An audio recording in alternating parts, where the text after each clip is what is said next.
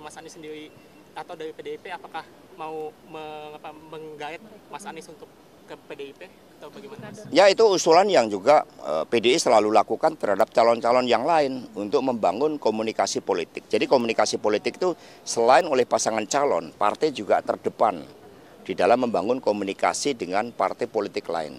Kami berkomunikasi intens. Saya bersama dengan Pak Said Abdullah beberapa waktu yang lalu sudah bertemu dengan Bapak Muhaimin Iskandar, Bapak Zulkifli Hasan, dan Bapak Mardiono, Bapak Usman Sabta, Bapak Haritanu. Itu dialog terus kami lakukan.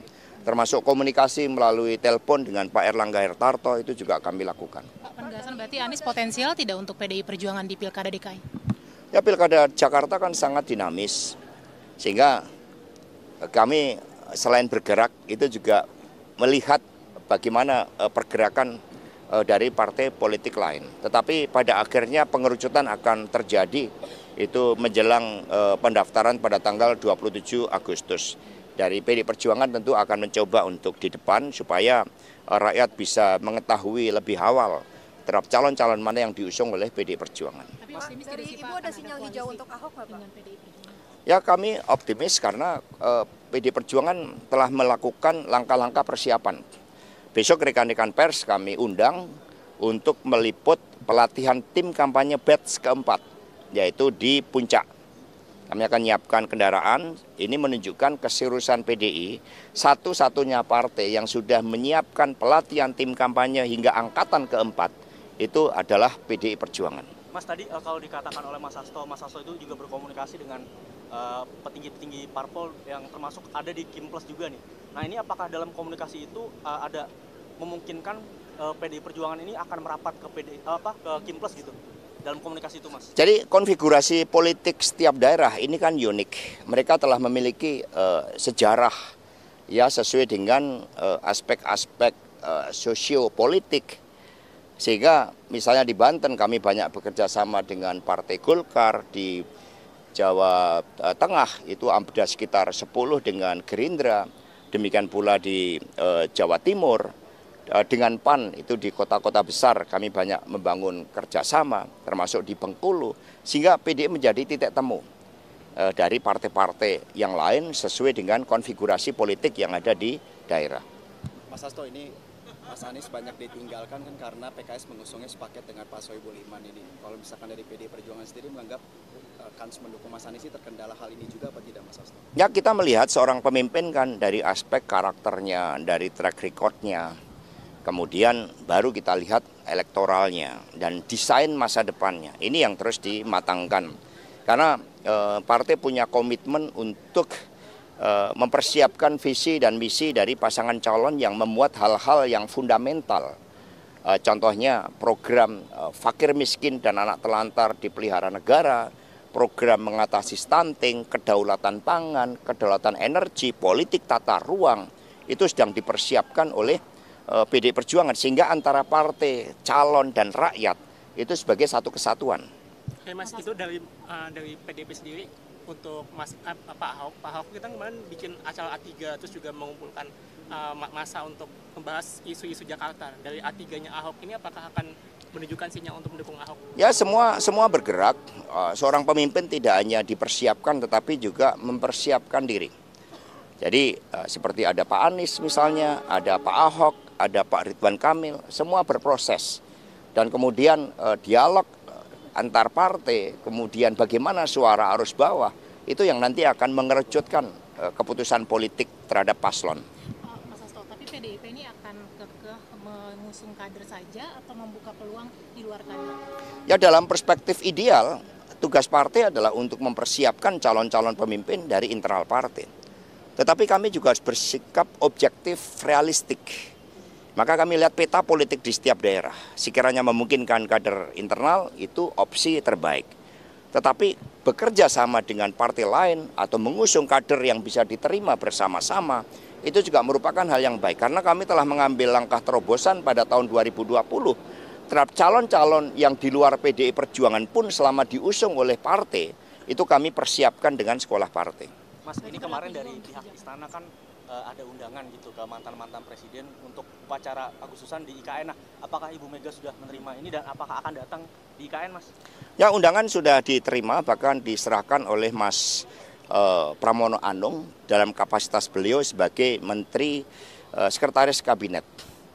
Sehingga undangan sudah diterima dan kemudian ditimbang-timbang karena 17 Agustus ini kan merupakan suatu peristiwa yang maha penting, yang mengandung nilai-nilai patriotisme yang begitu besar, hasrat untuk mewujudkan kemerdekaan yang sejati-jatinya, sehingga Ibu Mega telah menerima undangan tersebut dan nanti akan, ya tentu saja akan diharapkan namanya undangan kan untuk dapat memenuhi undangan, tetapi kita juga melihat situasionalnya.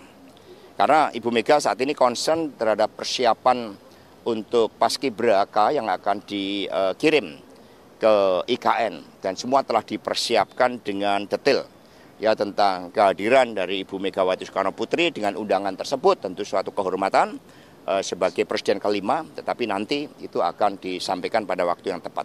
Mas, dengan wacana Kimpres di Jakarta sepertinya Kim ingin membentuk koalisi gemuk, Mas, dan itu terlihat di beberapa daerah lain. Apa PDIP melihat bahwa itu upaya Kim untuk meninggalkan PDIP di pilkada kali ini, Mas? Enggak ada upaya tinggal meninggal karena semua memiliki basis dukungan rakyat.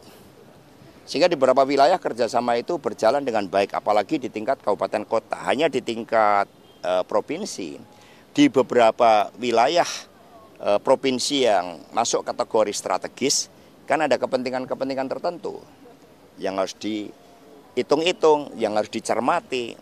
Dan itulah yang nanti akan menjadi bagian dari solusi untuk mencalonkan calon yang bisa diterima oleh partai politik tetapi juga memiliki dukungan akar rumput yang kuat.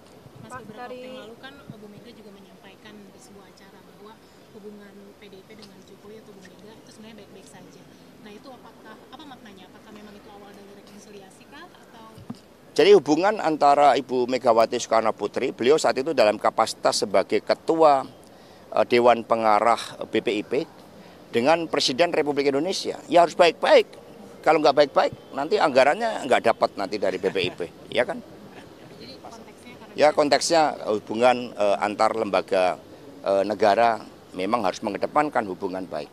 Berarti kalau hubungan antara seorang ketua umum dan seorang mantan kadel gitu, itu gimana, Mas? Sebagai ketua umum PD Perjuangan, Ibu Mega menjalankan ya seluruh keputusan Kongres, termasuk rekomendasi dari Rakernas kelima partai. Di dalam rekomendasi Rakernas 5 partai sangat jelas bahwa Ketua Umum PD Perjuangan kemudian oleh Rakernas kelima setelah mendengarkan masukan DPD dan arus bawah, maka Ketua Umum hanya melakukan kerjasama politik terhadap mereka-mereka yang memperjuangkan konstitusi, demokrasi, dan juga Trisakti Bung Karno. Pak, dari Ibu Mega sendiri apakah sudah memberikan sinyal hijau untuk Ahok, Pak? Loh, kalau setiap kader partai yang punya potensi, konstitusi memberikan ruang bagi setiap anak bangsa untuk menjadi pemimpin. Itu hak konstitusional yang dimiliki oleh setiap warga bangsa untuk menjadi pemimpin. Jadi konstitusi lah yang memberikan ruang hijau, lampu hijau. Peraturan partai juga memberikan lampu hijau bagi setiap kader yang berpotensi untuk dapat dicalonkan. Pak, berapa persen itu sih Pak PDIP mendukung Mas Anies di Pilkada Jakarta ini? Persentasenya belum diukur. Mas, kalau adanya harapan PDIP dengan PKB saja di Jakarta, kemudian jadi juru selamat Anies di Jakarta, itu gimana, Mas? Kemungkinannya? Jadi juru selamat politik itu rakyat. Jadi yang penting adalah dukungan rakyat, kekuatan arus bawah. Kekuatan yang maha dahsyat, kata Bung Karno, itu adalah persatuan rakyat. Sehingga setiap pemimpin yang memang mendapatkan dukungan dari rakyat nggak perlu khawatir tidak mendapatkan tiket politik. Tapi Anies cocok sama PDIP. Ya gaya bicaranya ya menarik dan Mbak Puan juga sudah beberapa kali menyampaikan sikapnya. Kami juga melakukan komunikasi ya dengan banyak calon-calon potensial yang ada di Jakarta. Termasuk Pak Andika, jangan lupa itu beliau juga diusulkan di Jakarta. Mas Hasto ini kan Kira-kira kapan deal-dealan? Mas Hasto PKPU yang baru ini kan tidak memberikan hukuman ya bagi partai politik jika tidak ikut mengusung siapapun. Kalau semisal nanti skenario Jakarta kota kosong, apakah PDI Perjuangan akan merawat demokrasi dengan berada di pihak kota kosong, Mas Hasto? Untuk Jakarta kota kosong sebenarnya dalam konteks demokrasi kehidupan demokrasi kita, itu suatu yang harus dicegah. Apapun dengan peran yang sangat penting dan sentral, suara rakyat tidak bisa kemudian dipangkas dengan melakukan suatu konsolidasi partai-partai politik yang menyebabkan calon lain tidak bisa dicalonkan. Kalau seperti itu dilakukan, maka rakyat juga akan punya kedaulatan untuk mengambil keputusan. Kita harus belajar dari Makassar. Ketika seluruh upaya dilakukan untuk mengganjal calon yang menempati tempat tersendiri di hatinya rakyat, maka rakyat akhirnya memenangkan kotak kosong. Dan itu menjadi pelajaran demokrasi yang sangat berharga bahwa partai di dalam mencalonkan itu harus melihat suara arus bawah itu. Ya cukup ya.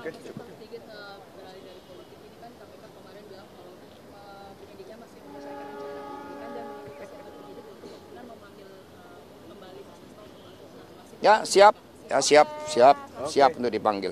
Terima kasih Mas. Ya. Ya mungkin tahu kalau baru sibuk pilkada. Ya. Terima kasih. Ya, oke, makasih.